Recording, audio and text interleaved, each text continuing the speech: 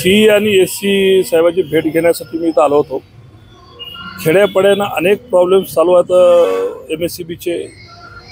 हे दिवस वारावादनाचे आहेत, पाऊस पाण्याचे आहेत, त्याच्यामुळे अतिशय जोरात MSCB बद्दलचे प्रश्न उचलल्यामुळं मला मुद्दामून आज इथं यावं लागलं। कारण केंद्र शासनाचे राज्य शासनाचे बरेचसे प्रकल्प चालू आहेत MSCBच्या माध्यमातून, पण ते कुठलेही पूर्णत्वाला जात नाही। पण तिची अडचण काय चालली, कशामुळे डिले होते, हे गुजरात लोक तुम्हाला टाईम वाढून कशामुळे घेतात आणि तुम्ही टाईम वाढून का देताय? जर हे सक्षम नसतील तर यांना वेळीच आपण का जबाब विचारता? या सगळ्या गोष्टीच्या उत्तरासाठी मी आज इथं सी आणि एससी साहेबांशी वरिष्ठ अधिकाऱ्यांशी बोलण्यासाठी आलो होतो। बऱ्याचशा गोष्टी आहेत ज्यामध्ये सुधारणा करणं गरजेची आहे किंवा मग त्याच्यामध्ये केंद्र शासनाने किंवा राज्य शासनाने लक्ष देणं गरजेचं आहे। ते काही गोष्टी जे गोष्टी यांच्या स्तरावर नाहीत किंवा यांच्या इख्तियारीत नाहीत ते गोष्टी कोणत्या, जेणेकरून आम्ही पाठपुरावा करून आमच्या जनतेला आमच्या शेतकऱ्याला न्याय मिळवून देता येईल या संदर्भामध्ये चर्चा होती। काल विधान भवनात राडा झाला, पडळकर आणि आवडांचे कार्यकर्ते गुन्हे दाखल झाले, काय सांगा? नाही, मी काही लक्ष केलं नाही त्याच्याकडे, मी बघितलं नाही।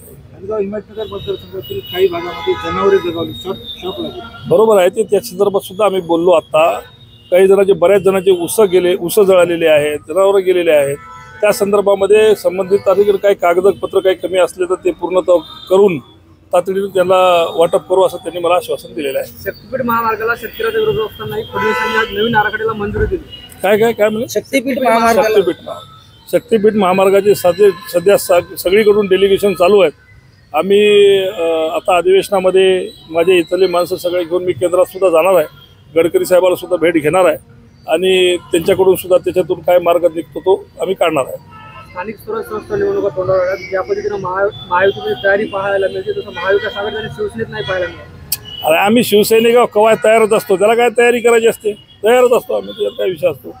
सगळी तयारी आमची स्थानिकची आहे, सगळ्या नगरपालिकेची आहे आणि जिल्हा परिषद पंचायत समितीची सुद्धा आमची तयारी आहे। स्थानिक स्वराज्य संस्था महाविकास आघाडी म्हणून लढणार की शिवसेना स्वातंत्र्य लढणार? आता ते ज्याचा विषय आहे। आम्ही तर लोकांचं किती एकूण एकाचं जुळते त्याच्यावर अवलंबून आहे आणि महाविकास आघाडी निश्चितपणानं महाविकास आघाडी म्हणूनच लढेल, पण कुठं एखाद्या वेळेस जर काही अडी अडचण आली तर स्वतंत्र लढू शकतो, असं काही नक्की नाही। नांदेड शहराचा विषय आहे, शिंदे यांच्या शिवसेना आणि राष्ट्रवादी नांदेड महानगरपालिकेचं प्राधिकरण झालं पाहिजे यासाठी आग्रही, मात्र अशोक चव्हाणांना विरोध होतो।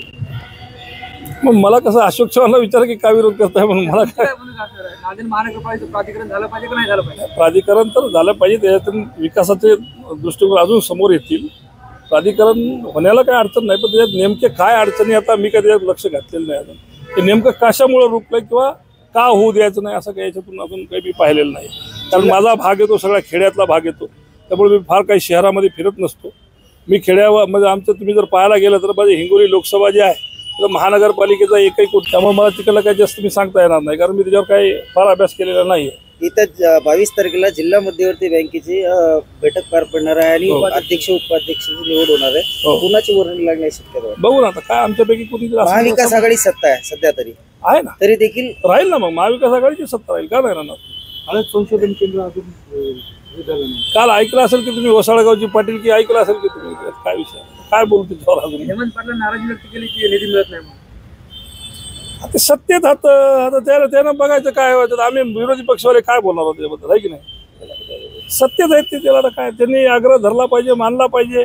नुसतं 100 कोटी घेऊन काही जमणार नाही ना, पुढचं काहीतरी इम्प्लिमेंटेशन झालं पाहिजे। आता ते का करत नाही आहेत किंवा का आग्रह नाही आम्हाला माहीत नाही।